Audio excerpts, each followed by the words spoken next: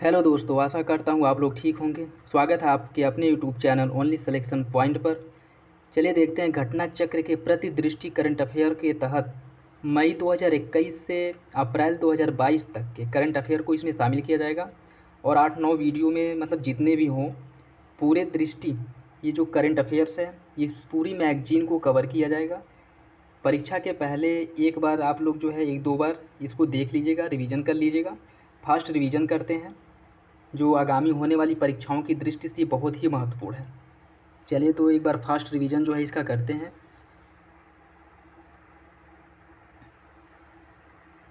आंध्र प्रदेश में 13 नए जिले। 4 अप्रैल 2022 को आंध्र प्रदेश के मुख्यमंत्री द्वारा 13 नए जिलों को उद्घाटन किया गया। नए जिलों के उद्घाटन के पश्चात राज्य में जिलों की कुल संख्या 13 से बढ़ करके 26 हो गई है। पहले 13 थी और 13 जोड़ी गई हैं, इसके साथ ही कुल जो है 26 हो गई हैं। नवोद्घाटित 13 जिले निम्नलिखित हैं: पार्वतीपुरम मान्यम, अल्लूरी सीताराम राजू, अनाकापल्ली, काकीनाडा, कोनसीमा, एलूर, एनटीआर, पलनाडु, बापटला, नंदयाल, अन्नामय्या, श्री बालाजी, श्री सत्यसाई। प्रत्येक जिला एक लोकसभा निर्वाचन क्षेत्र से सटा हुआ है। हालांकि विशाल आदिवासी आबादी की ज़रूरतों को ध्यान में रखते हुए अराकू एसटी निर्वाचन क्षेत्र 2 जिलों अल्लूरी सीताराम राजू और पार्वतीपुरम मान्यम के साथ अकेला अपवाद है। जनगणना 2011 के अनुसार प्रत्येक जिले में लोगों की औसत संख्या 38.15 लाख थी। 13 नए जिलों के गठन के पश्चात यह संख्या घट करके 19.7 लाख प्रति जिला हो गई है। अगला देखिए, नागालैंड देश की पहली कागज रहित विधानसभा। 19 मार्च 2022 को नागालैंड विधानसभा पूरी तरह से कागज रहित होने वाली भारत की पहली विधानसभा बन गई है।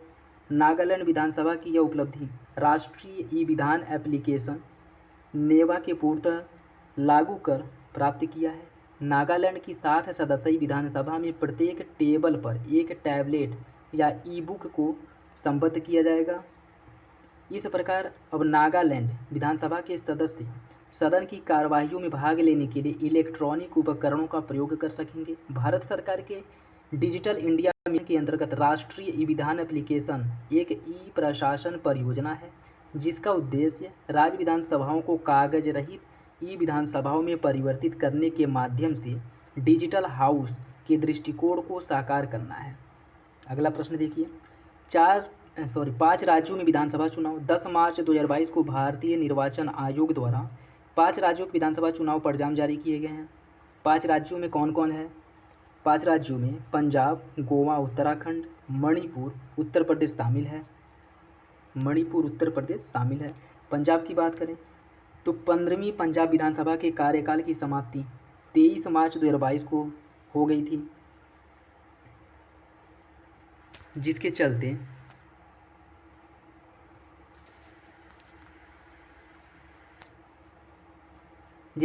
20 फरवरी 2022 को राज्य में एक चरण में चुनाव संपन्न हुआ। राज्य में विधानसभा निर्वाचन क्षेत्रों की कुल संख्या पंजाब में निर्वाचन क्षेत्रों की कुल संख्या 117 है। गौरतलब है कि राज्य में आम आदमी पार्टी ने 42.01 मत प्रतिशत के साथ 117 में से 92 सीटें हासिल की। 16 मार्च 2022 को भगवंत मान पंजाब के नए मुख्यमंत्री बने जो आम आदमी पार्टी से संबंधित है। आम आदमी पार्टी देश की एकमात्र ऐसी क्षेत्रीय पार्टी बन गई है जो 2 राज्यों या संघ शासित क्षेत्रों में जैसे दिल्ली और पंजाब में सत्तारूढ़ है। गोवा की बात करें तो गोवा विधानसभा के कार्यकाल की समाप्ति के बाद यहाँ पे चुनाव संपन्न कराया गया। गोवा में 40 विधानसभा सीटें हैं। चुनाव परिणामों के अनुसार भारतीय जनता पार्टी 33.31% मत के साथ सर्वाधिक 20 सीटें जीतने में सफल रही। 28 मार्च 2022 को लगातार दूसरे कार्यकाल के लिए प्रमोद सावंत गोवा के मुख्यमंत्री बने हैं। उत्तराखंड की बात करें, उत्तराखंड की जो विधानसभा कार्यकाल की समाप्ति 23 मार्च 2022 को हुई। उसके बाद यहाँ पे भी चुनाव कराया गया। उत्तराखंड में कुल संख्या जो है निर्वाचित क्षेत्रों की वो है 70।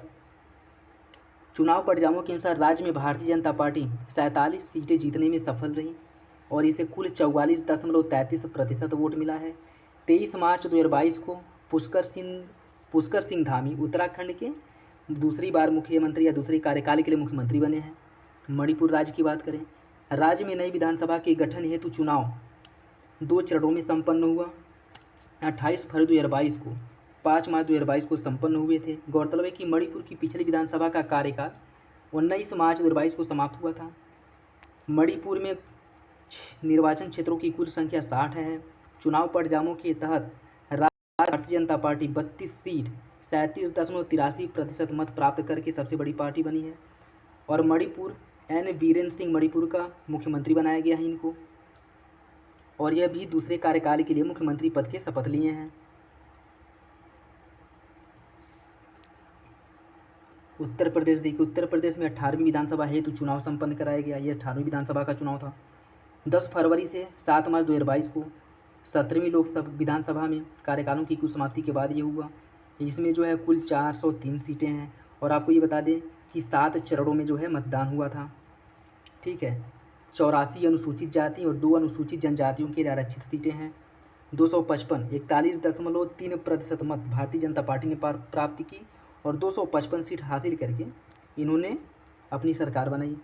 साहिबाबाद निर्वाचन क्षेत्र उत्तर प्रदेश से भारतीय जनता पार्टी भाजपा के उम्मीदवार सुनील कुमार शर्मा 2,14,835 मतों के अंतर से सीट जीते हैं और यह देश में विधानसभा चुनाव में सबसे बड़े अंतर से जीत का राष्ट्रीय रिकॉर्ड है। याद रखिएगा, सुनील कुमार शर्मा कहाँ जाके से? उत्तर प्रदेश के साहिबाबाद से। हरचंदपुर रायबरेली से राहुल राजपूत 25 वर्ष सपा और सैदपुर गाजीपुर से अंकित भारती 25 वर्ष सपा 18वीं विधानसभा में सबसे युवा विधायक हैं। राहुल राजपूत जो हरचंदपुर रायबरेली से हैं और अंकित भारती 25 वर्षीय जो गाजीपुर सैदपुर से हैं। इसके साथ ही आजमगढ़ जिले के निजामाबाद सीट से जीत आलम बदी बने हैं जो सर्वाधिक उम्र के हैं 86 वर्ष। 25 मार्च 2022 को लखनऊ स्थित अटल बिहारी वाजपेयी एकाना स्टेडियम में योगी आदित्यनाथ उत्तर प्रदेश के मुख्यमंत्री पद की शपथ ली। उत्तर प्रदेश में अपना 5 वर्षीय कार्यकाल, ये इम्पोर्टेंट है, उत्तर प्रदेश में अपना 5 वर्षीय कार्यकाल पूरा करने के पश्चात पुनः दूसरे कार्यकाल के लिए शपथ ग्रहण करने वाले योगी आदित्यनाथ राज्य के पहले मुख्यमंत्री हैं। सघन मिशन इंद्रधनुष 4.0 ज्ञातव्य है, 8 अक्टूबर 2017 को प्रधानमंत्री नरेंद्र मोदी द्वारा सघन मिशन इंद्रधनुष का शुभारंभ किया गया था। टीकाकरण कार्यक्रम को अधिक सघन और घनीभूत बनाने के उद्देश्य से इसकी शुरुआत की गई थी। देश में नियमित टीकाकरण कवरेज को बढ़ावा देने के लिए दिसंबर 2019 से मार्च 2020 के मध्य संचालित किया गया था। सघन मिशन 3.0 को 22 फरवरी 2021 से 22 मार्च 2021 के मध्य 15-15 दिनों के लिए 2 बार संचालित किया गया था। इस मिशन के तहत देश के सभी जिलों में 90% तक पूर्ण टीकाकरण कवरेज प्राप्त करने का लक्ष्य रखा गया था। 7 फरवरी 2022 को केंद्रीय स्वास्थ्य एवं परिवार कल्याण मंत्रालय द्वारा सघन मिशन 4.0 का शुभारंभ किया गया। इस मिशन के 3 दौरों में संचालित किया जाएगा, जैसे IMI मिशन इंद्रधनुष 4.0 को राज्य केंद्र शासित प्रदेशों के 416 जिलों, आज़ादी का अमृत महोत्सव हेतु चिन्हित 75 जिलों सहित इसको संचालित किया जाएगा। मिशन के प्रथम दौर में 11 एवं तृतीय दौर में 22 राज्यों केंद्र शासित प्रदेशों को शामिल किया जाएगा। मिशन का फोकस मुख्य क्या है? सार्वभौमिक टीकाकरण की दिशा में स्थायी लाभ प्राप्त करने में योगदान देना, कोविड-19 महामारी के चलते नियमित टीकाकरण की धीमी पड़ी गति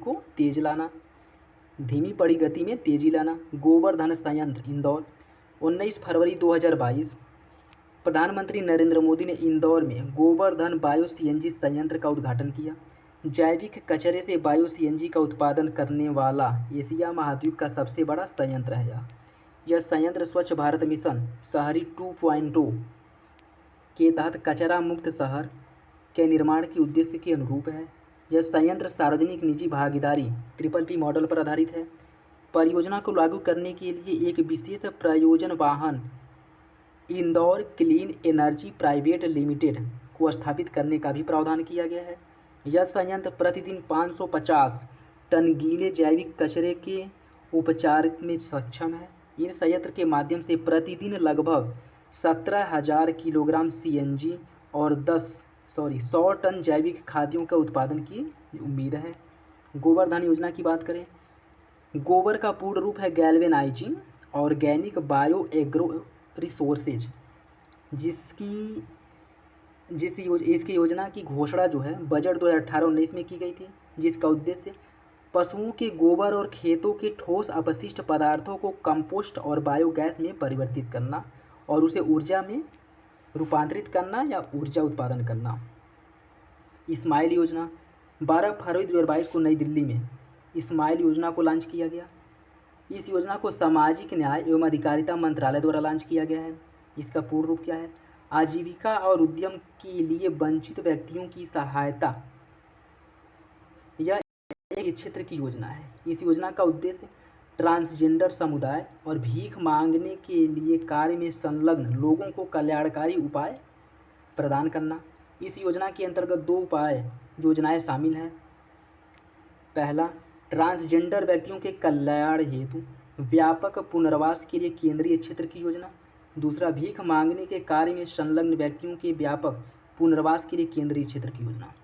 मंत्रालय ने इस योजना के लिए 2021-22 से 25-26 तक की अवधि के लिए 365 करोड़ रुपए का आवंटन किया गया है। 5 वर्ष मतलब 21-22 से 25-26। अगला प्रश्न देखिए, अटल सुरंग विश्व की सबसे लंबी राजमार्ग सुरंग बन गई है। 9 फरवरी 2022 को अटल सुरंग को world book of the record में शामिल किया गया है। वर्ल्ड बुक ऑफ रिकॉर्ड ने इस सुरंग को 10,000 फीट अर्थात 3,000 मीटर से अधिक ऊंचाई पर निर्मित विश्व की सबसे लंबी राजमार्ग सुरंग के रूप में प्रमाणित किया है।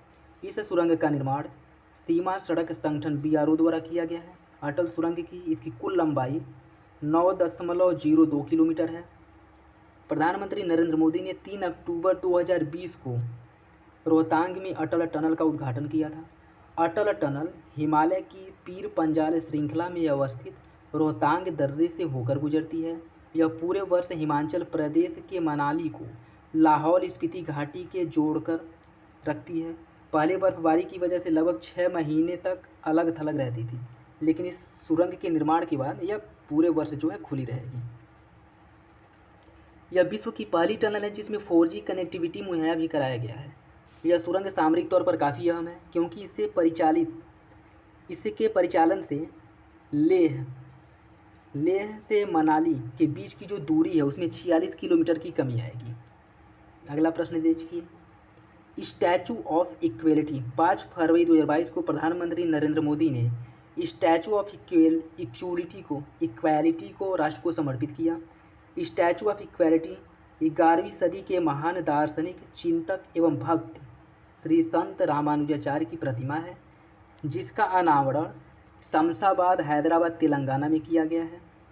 त्रिचंडी चिन्ना जीरा स्वामी आश्रम में किया गया है। उल्लेखनीय है कि इस प्रतिमा का उद्घाटन 13 दिवसीय श्री रामानुज सहशताब्दी समारोह के दौरान किया गया। यह समारोह श्री रामानुजाचार्य की 1000वीं जयंती के उपलक्ष्य में आयोजित किए जा रहे कार्यक्रम का हिस्सा था। स्टैचू ऑफ इक्वालिटी को हिंदी में समता की मूर्ति के नाम से भी जाना जाता है। समता की मूर्ति के नाम से भी जाना जाता है। इसकी प्रतिमा की ऊंचाई जो है 216 फीट है। यह प्रतिमा 54 फीट ऊंचे आधार भवन पर स्थापित है, जिसे भद्र वेदी नाम दिया गया है। इस प्रतिमा की परिकल्पना श्री रामानुजाचार्य आश्रम के श्री चिन्ना जीयर स्वामी ने की थी। उल्लेखनीय है कि स्टैचू ऑफ इक्वालिटी के अंतर्गत भद्रवेदी, पद्मपीठम, रामानुजाचार्य प्रतिमा तथा त्रिदंडम शामिल है। यह प्रतिमा पंचलोहा 5 धातुओं के संयोजन से निर्मित है, जिसमें सोना, चांदी, तांबा, पीतल एवं जस्ता को शामिल किया गया है। स्टैचू ऑफ इक्वालिटी के चारों ओर 108 दिव्य देशम नक्काशीदार मंदिरों का भी निर्माण किया गया है।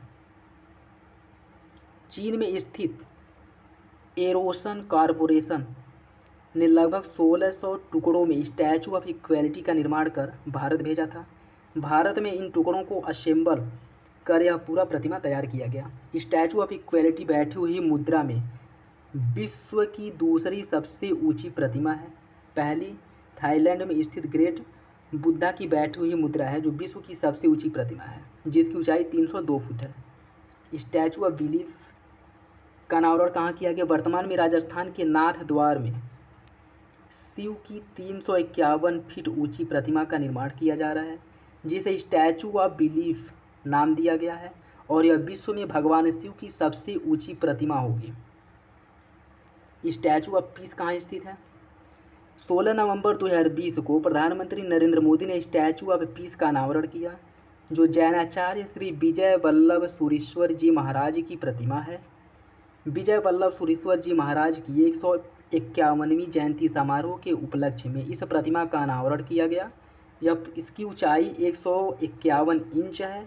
यह प्रतिमा अष्ट धातुओं से निर्मित है, जिसमें तांबा मुख्य घटक है। यह प्रतिमा पाली राजस्थान में जैतपुर स्थित विजय वल्लभ साधना केंद्र में स्थापित किया गया है। विजय वल्लभ महाराज 1870 से 1954 जैन संत के रूप में सादगीपूर्ण जीवन जीते हुए निस्वार्थ भाव से भगवान महावीर के संदेशों के प्रसार कार्य किया, जिसलिए यह जाने जाते हैं। अगला प्रश्न देखिए, कानपुर मेट्रो का शुभारंभ 28 दिसंबर 2021 को प्रधानमंत्री नरेंद्र मोदी ने कानपुर मेट्रो के प्रथम गलियारे प्राथमिक खंड का उद्घाटन किया। कानपुर मेट्रो के इस खंड में IIT कानपुर से मोती झील तक मेट्रो रेल परिचालन किया जाएगा। यह खंड 9 किलोमीटर लंबा है, जिसमें 9 मेट्रो स्टेशन शामिल हैं। कानपुर मेट्रो रेल परियोजना की कुल लंबाई 32.4 किलोमीटर है, जिसमें 13 किलोमीटर लंबा रास्ता भूमिगत होगा। इसमें 2 गलियारे शामिल हैं। पहला गलियारा IIT कानपुर से नौबस्ता तक है। दूसरा गलियारा चंद्रशेखर आज़ाद कृषि विश्वविद्यालय से बर्रा 8 तक है। परियोजना के पूर्ण होने की समय सीमा 2024 है, मतलब 2024 तक इसके पूर्ण होने की संभावना है। Uttar Pradesh metro rail corporation limited इस परियोजना के लिए नोडल एजेंसी है। प्राथमिक खंड IIT कानपुर से मोती मस्जिद के सभी 9 मेट्रो रेल स्टेशन को हरित भवन परिषद की प्लेटिनम रेटिंग से प्रमाणित किया गया है। अगला प्रश्न देखिए, बीना पनकी बहु उत्पाद पाइपलाइन परियोजना 28 दिसंबर 2021 को प्रधानमंत्री नरेंद्र मोदी ने बीना मध्य प्रदेश पनकी उत्तर प्रदेश बहु उत्पाद पाइपलाइन परियोजना राष्ट्र को समर्पित किया। इस परियोजना का संचालन BPCL द्वारा किया जा रहा है। यह पाइपलाइन मध्य प्रदेश से स्थित बीना रिफाइनरी से लेकर के कानपुर उत्तर प्रदेश के पनकी स्थित POL petroleum oil lubricant terminal तक विस्तृत है। 356 किलोमीटर लंबी इस पाइपलाइन उत्तर प्रदेश में 283 किलोमीटर और मध्य प्रदेश में 73 किलोमीटर इसकी कुल लंबाई है, और इसकी क्षमता लगभग 3.45 मिलियन मीट्रिक टन प्रति वर्ष है। इस पाइपलाइन का व्यास 18 इंच। इस परियोजना की कुल लागत 1524 करोड़ रुपए है, जिसमें उत्तर प्रदेश में 1227 करोड़ रुपए और मध्य प्रदेश में 297 करोड़ रुपए खर्च किया जाएगा। यह परियोजना उत्तर प्रदेश के निम्नलिखित 5 जिलों को आच्छादित करती है। ये 5 जिलों को आच्छादित करते हैं, यह ध्यान में रखिएगा: ललितपुर, झांसी, जालौन, कानपुर देहात एवं कानपुर नगर। जबकि मध्य प्रदेश के 2 जिले यथा सागर और टीकमगढ़ इस परियोजना के तहत आच्छादित होंगे। इस पाइपलाइन के माध्यम से बिना रिफाइनरी से उत्पादों की सुरक्षित एवं सुव्यवस्थित निकासी सुनिश्चित होगी। इस पाइपलाइन के माध्यम से बीना से पनकी तक उत्पादों की ढुलाई में कार्बन उत्सर्जन में 68% की कटौती होगी। अगला प्रश्न देखिए, स्वस्थ राज्य प्रगतिशील भारत रिपोर्ट 2021। 27 दिसंबर 2021 को नीति आयोग द्वारा स्वस्थ राज्य प्रगतिशील भारत रिपोर्ट का 4था संस्करण जारी किया गया। यह विश्व बैंक के तकनीकी सहयोग तथा केंद्रीय स्वास्थ्य एवं परिवार कल्याण मंत्रालय भारत सरकार के परामर्श से नीति आयोग द्वारा विकसित किया जाता है।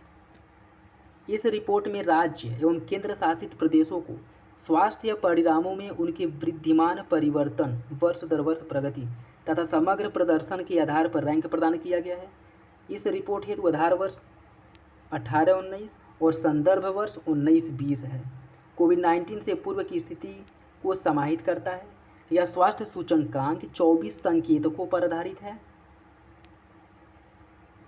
और बता दें आपको कि 19-20 के लिए बड़े राज्यों में केरल, तमिलनाडु और तेलंगाना समग्र प्रदर्शन की दृष्टि में शीर्ष 3 राज्य हैं। पहले स्थान पे केरल, दूसरे स्थान पे तमिलनाडु, तीसरे स्थान पे तेलंगाना है। समग्र प्रदर्शन की दृष्टि से केरल को लगातार चौथी बार केरल को लगातार चौथी बार सर्वश्रेष्ठ प्रदर्शक राज्य घोषित किया गया है।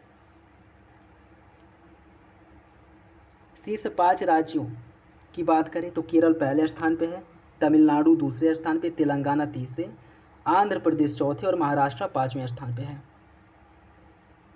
2019-20 में समग्र प्रदर्शन की दृष्टि से बड़े राज्यों में अंतिम स्थान 19वें स्थान पे उत्तर प्रदेश है, जिसको 30.57% स्कोर प्राप्त हुआ है, जबकि 31% स्कोर के साथ बिहार 18वें स्थान पे है। जबकि बड़े राज्यों में उत्तर प्रदेश, असम और तेलंगाना वार्षिक वृद्धिशील आधार वर्ष के आधार पर इस दृष्टि से शीर्ष आधार पर, मतलब शीर्ष स्थान पर है। किसमें? वृद्धिशील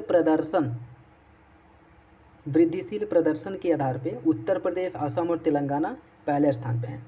हिमाचल प्रदेश की जल विद्युत परियोजना 27 दिसंबर 2021 को प्रधानमंत्री नरेंद्र मोदी ने हिमाचल प्रदेश में 11,581 करोड़ रुपए लागत की जल विद्युत परियोजनाओं का लोकार्पण एवं शिलान्यास किया। ये जल विद्युत परियोजनाएं निम्नलिखित हैं। ये जो है ये वाला सेक्शन आप लोग याद रखिएगा। ये ऐसे पूछ सकता है कि रेणुका जी बांध परियोजना, लुहरी चरण फर्स्ट जल विद्युत परियोजना, धौला सिंध जल विद्युत परियोजना, सावड़ा कुंड जल विद्युत परियोजना, सुन्नी बांध जल विद्युत परियोजना, ये सभी हिमाचल प्रदेश में स्थित है। ऐसे किसी बांध का नाम जो दे करके पूछ सकता है कि किस राज्य में स्थित है, तो इसको आप लोग याद में रखिएगा। देखिए, रेणुका जी बांध परियोजना जो है सिरमौर जिले में स्थित है। इस बांध परियोजना को गिरी नदी, जो यमुना की सहायक नदी है, इस पर निर्मित किया गया है। इसकी क्षमता, यह परियोजना दिल्ली के लिए अत्यधिक लाभदायक साबित होगी और उसे प्रतिवर्ष लगभग 500 मिलियन क्यूबिक मीटर जल की आपूर्ति सुनिश्चित होगी। रेणुका बांध के भंडारित जल का उपयोग हथनी कुंड बैराज के माध्यम से उत्तर प्रदेश, हरियाणा, राष्ट्रीय राजधानी क्षेत्र दिल्ली द्वारा किया जाएगा, जबकि वजीराबाद बैराज के माध्यम से राष्ट्रीय राजधानी क्षेत्र दिल्ली को और ओखला बैराज के माध्यम से उत्तर प्रदेश, हरियाणा और राजस्थान को जल की प्राप्ति होगी।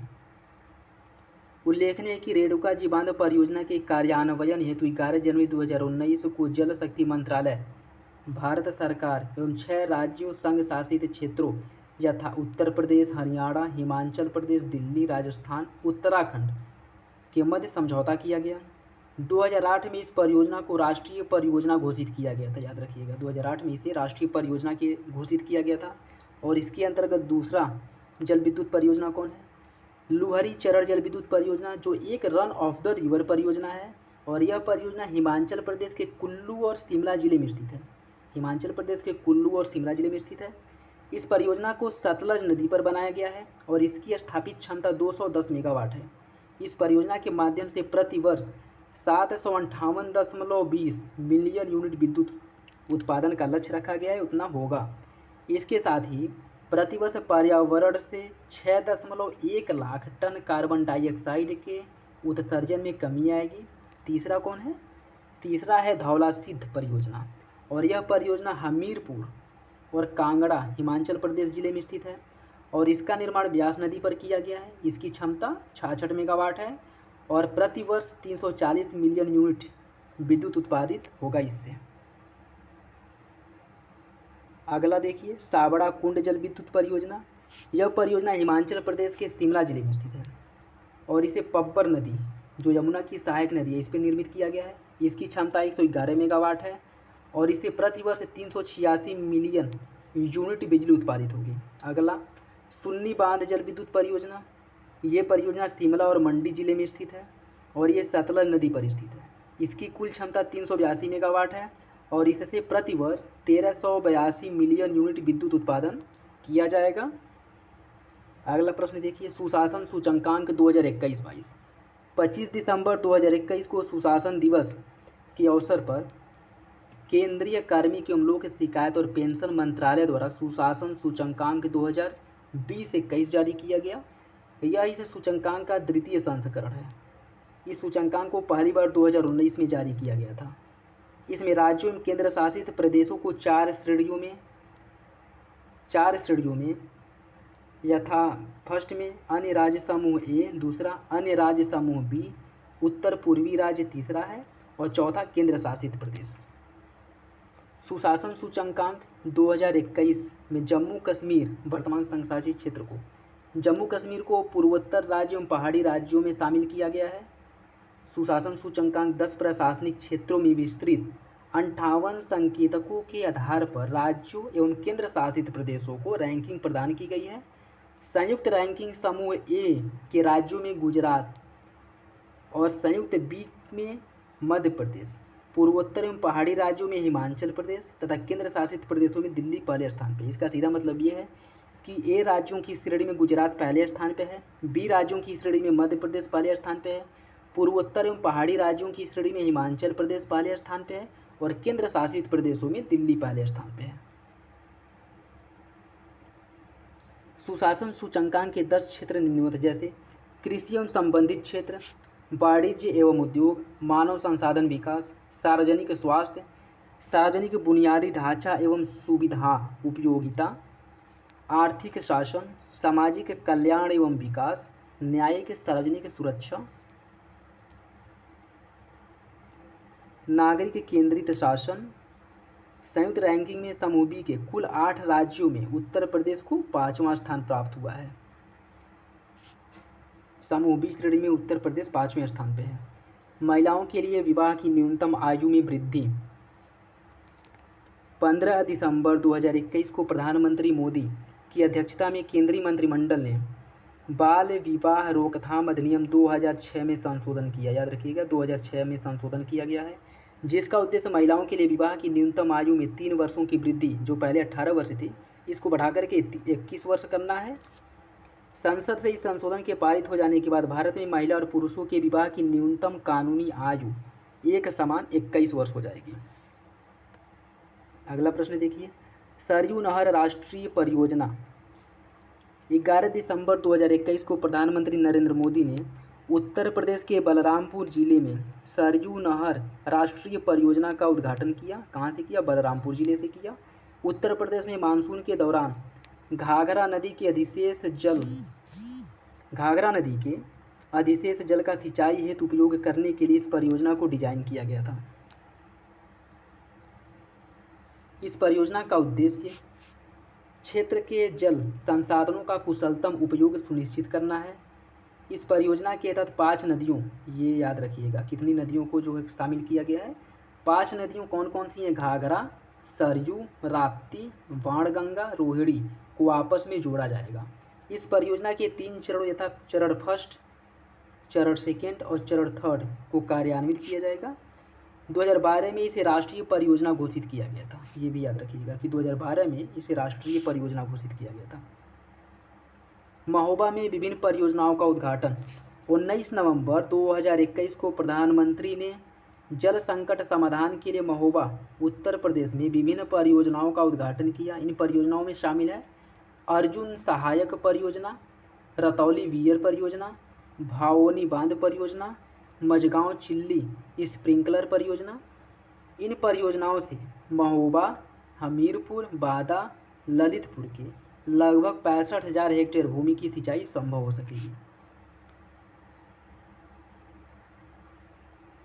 झांसी में उद्घाटित परियोजना। देखिए 19 नवंबर 2021 को प्रधानमंत्री नरेंद्र मोदी ने झांसी में 600 मेगावाट के ultra mega solar power plant का उद्घाटन किया, जिसका निर्माण 3000 करोड़ रुपए से अधिक की लागत से किया जाएगा, जिससे सस्ती विद्युत एवं ग्रिड स्थिरता जैसे दोहरे लाभों की प्राप्ति हो सकेगी।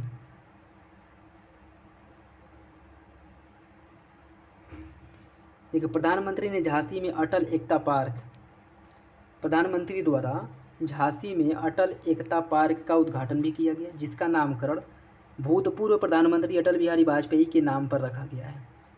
इस पार्क में 40,000 वर्ग मीटर क्षेत्र में विस्तृत है। यहाँ स्थित अटल बिहारी वाजपेयी की प्रतिमा को प्रख्यात शिल्पकार राम सुतार द्वारा तैयार किया गया है या निर्मित किया गया है। अगला प्रश्न देखिए, इंडिया स्किल्स रिपोर्ट 2022। 9 दिसंबर 2021 को नई दिल्ली में इंडिया स्किल्स रिपोर्ट 2022 जारी किया गया। यह इस रिपोर्ट का 9वां संस्करण है। इसमें 28 राज्यों एवं 8 केंद्र शासित प्रदेशों को शामिल किया गया है, जिसके तहत 3 लाख से अधिक छात्रों एवं 150 से अधिक नियोक्ताओं का सर्वेक्षण किया गया है। इंडिया स्किल्स रिपोर्ट दो पृथक गतिविधियों को शामिल किया गया है, विहीवॉक्स राष्ट्रीय नियोजनीयता परीक्षण और इंडिया हायरिंग इंटेट सर्वे, इन दोनों को शामिल किया गया है। India skills report 2022 Wheebox People Strong तथा भारतीय उद्योग की एक संयुक्त पहल है। इस रिपोर्ट को तैयार करने में संयुक्त राष्ट्र विकास कार्यक्रम यूएनईपी, संयुक्त राष्ट्र विकास कार्यक्रम यूएनईपी, अखिल भारतीय तकनीकी शिक्षा परिषद AICTE, MSDE, sustainable and university ASAP, Kerala तथा भारतीय विश्वविद्यालय संघ एआईयू द्वारा सहयोग किया गया है। रिपोर्ट के अनुसार समग्र नियोजनीयता में वृद्धि दर्ज की गई है। 2021 के 45.97% से बढ़कर के 22 में 46.2% के स्तर पर पहुंच गया है। रिपोर्ट के अनुसार रैंकिंग में वित्तीय सेवा तथा बीमा, सॉफ्टवेयर, हार्डवेयर एवं आईटी फर्म तथा इंटरनेट बिजनेस सर्वाधिक नियोजन करने वाले क्षेत्रों में शीर्ष स्थान पे है। और उच्च नियोजनीयता की बात करें, महाराष्ट्र पहले नंबर पे 66.1, उत्तर प्रदेश दूसरे स्थान पे है 65.1, केरल तीसरे स्थान पे है 64.2, पश्चिम बंगाल चौथे स्थान पे है 63.8, कर्नाटक पाँचवें स्थान पे है 59.3। उच्च नियोजनीयता वाले शीर्ष 5 शहरों की बात करें, पुणे पहले स्थान पे है 78.11, लखनऊ दूसरे स्थान पे है 74.32, त्रिवेंद्रम तीसरे स्थान पे है 66.48, कोलकाता चौथे स्थान पे है 57.16, बेंगलुरु पाँचवें स्थान पे है 56.14। मतलब उच्च नियोजनीयता वाले शहरों में पुणे पहले स्थान पे और लखनऊ दूसरे स्थान पे है।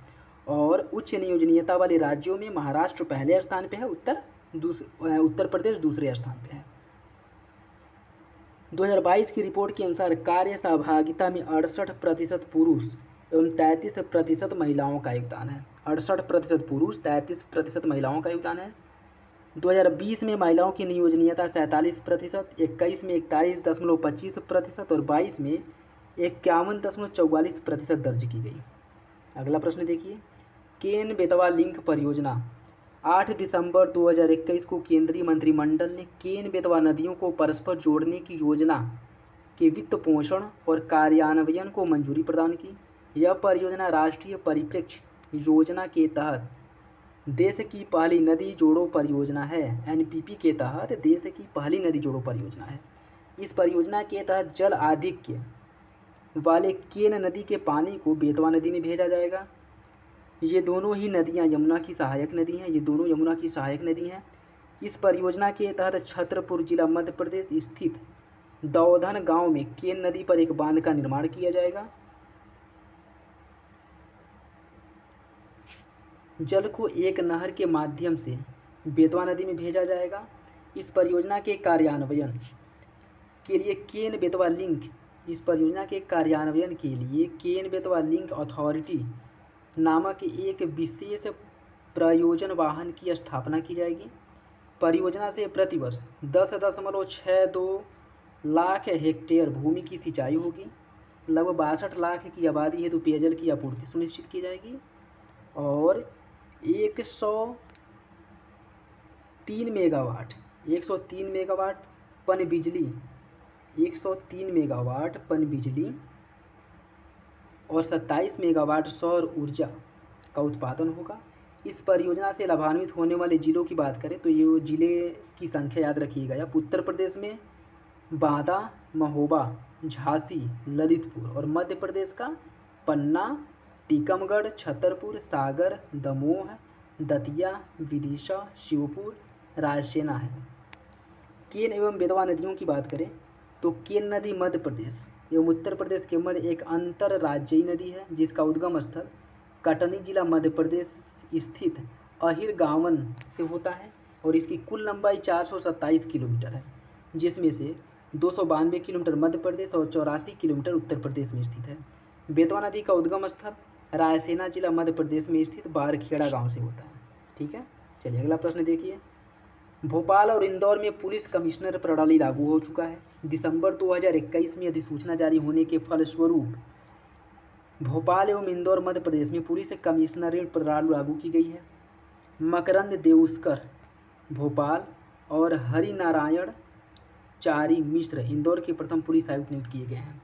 पुलिस कमिश्नर प्रणाली में पुलिस कमिश्नर के पास देह व्यापार, पशु क्रूरता, विस्फोटक पदार्थ, जिला बदर, लाठीचार्ज, फायरिंग, धरना प्रदर्शन एवं होटल बार लाइसेंस आदि प्रकरणों में सीधे कार्रवाई करने का अधिकार प्राप्त होगा।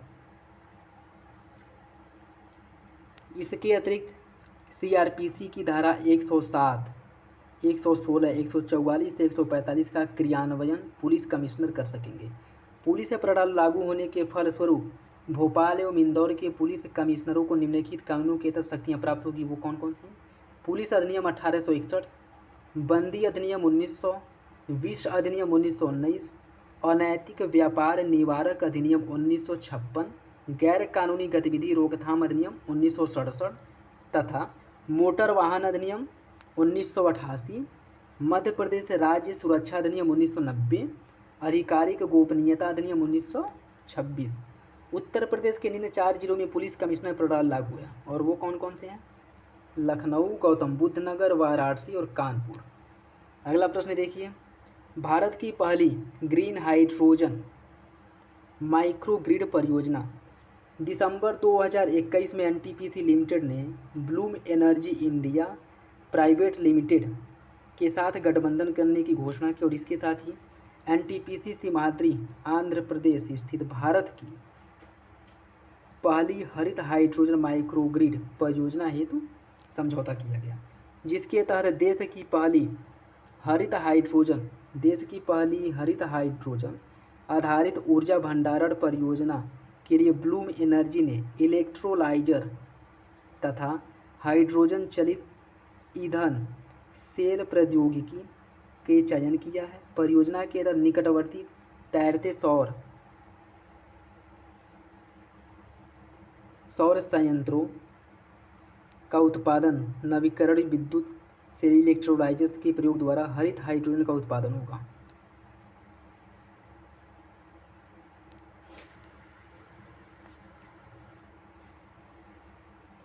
यह 240 किलोवाट का ठोस ऑक्साइड तापमान वाला इलेक्ट्रोलाइजर होगा। तत्पश्चात 50 किलोवाट की ठोस ऑक्साइड ईंधन सेल के माध्यम से बिना किसी दहन प्रक्रिया के इन हाइड्रोजन को कार्बन उदासीन विद्युत में परिवर्तित कर दिया जाएगा। इस कार्बन उदासीन विद्युत से सिमाद्री स्थित एनटीपीसी गेस्ट हाउस को ऊर्जा प्रदान किया जाएगा। यह परियोजना 2070 तक शुद्ध कार्बन उत्सर्जन के लक्ष्य को प्राप्त करने और लद्दाख को कार्बन शून्य क्षेत्र बनाने के प्रधानमंत्री के दृष्टिकोण के अनुरूप है। अगला प्रश्न देखिए, बांध सुरक्षा अधिनियम 2021 2 दिसंबर 2021 को राज्यसभा ने बांध सुरक्षा विधेयक 2019 को पारित कर दिया, जिसे देश के बांध सुरक्षा अधिनियम को लागू करने का रास्ता तैयार हो गया है। ध्यातव्य है कि बांध सुरक्षा विधेयक 2019 को लोकसभा में 2 अगस्त 2019 को पारित किया गया था।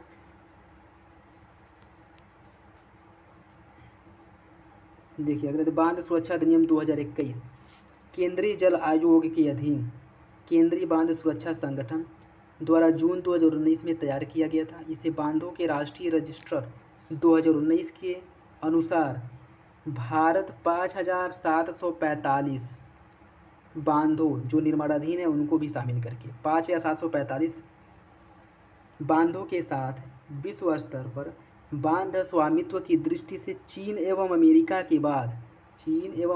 के बाद तीसरा सबसे बड़ा देश है। जहां मतलब जिस देश में सबसे ज़्यादा बांध है उस दृष्टि से भारत तीसरे स्थान पे है। पहले स्थान पे चाइना है, दूसरे स्थान पे अमेरिका और तीसरे स्थान पे भारत है। भारत में कुल 5745 बांध उपस्थित है और निर्माणाधीन जो है दोनों को शामिल करने के बाद 5745 बांध है, जिसमें सबसे अधिक बांधों की संख्या महाराष्ट्र में है। उसके बाद कितना है 2394, दूसरे स्थान पे मध्य प्रदेश है 906 और तीसरे स्थान पे गुजरात है 632। अगला प्रश्न देखिए, पोचमपल्ली सर्वश्रेष्ठ पर्यटन गांव।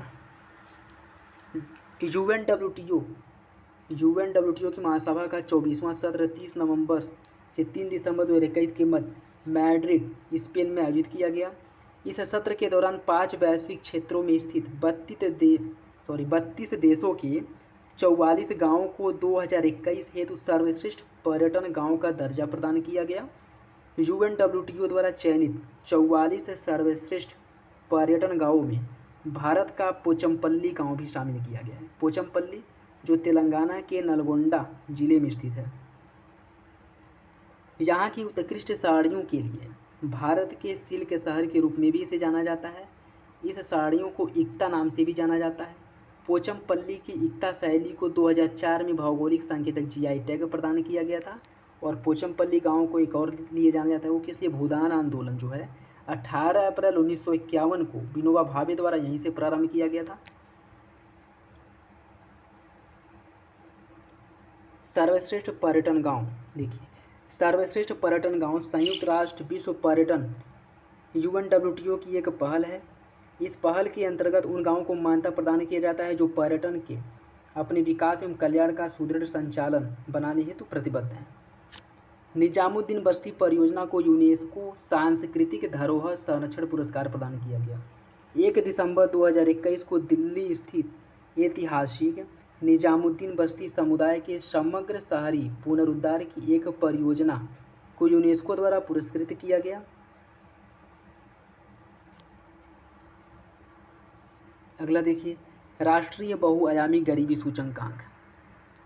राष्ट्रीय बहुआयामी गरीबी सूचकांक परियोजना का उद्देश्य वैश्विक रूप से स्वीकार होने के साथ साथ भारत की स्थिति के अनुरूप एक सूचकांक का निर्माण करना। इस परियोजना का व्यापक उद्देश्य वैश्विक MPI multi dimensional poverty index में भारत की स्थिति को सुधारना है। भारत में बहुआयामी गरीबी सूचकांक के कार्यान्वयन के लिए नीति आयोग क्या है? नोडल एजेंसी है, याद रखिएगा। इसके क्रियान्वयन के लिए नीति आयोग एक नोडल एजेंसी है। MPI के लिए नोडल मंत्रालय के रूप में नीति आयोग वैश्विक MPI का प्रकाशन करने वाली एजेंसी तथा OPHI Oxford poverty and human development initiative तथा UNDP के साथ समन्वय करने हेतु उत्तरदायी है। इसके अतिरिक्त राज्यों एवं केंद्र शासित प्रदेशों की उनके निष्पादन के आधार पर रैंकिंग तैयार करने का उत्तरदायित्व भी नीति आयोग के पास है।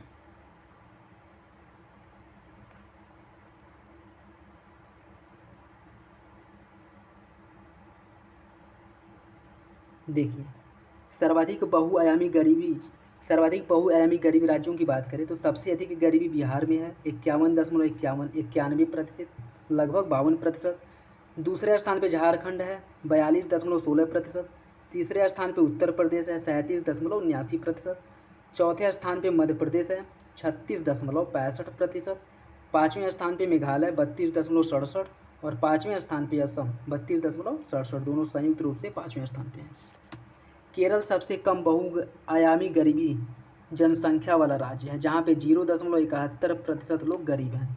केंद्र शासित प्रदेशों की बात करें तो दादर नागर हवेली सबसे अधिक गरीबी वाला है और जनसंख्या की दृष्टि से, और पुदुचेरी सबसे कम। केंद्र शासित प्रदेशों में दादर नागर हवेली सबसे अधिक बहुआयामी गरीबी वाला राज्य है और पुदुचेरी सबसे कम। उत्तर प्रदेश की 37.79% जनसंख्या बहुआयामी रूप से गरीब है। उत्तर प्रदेश का MPI स्कोर जो है वह 0.18% है।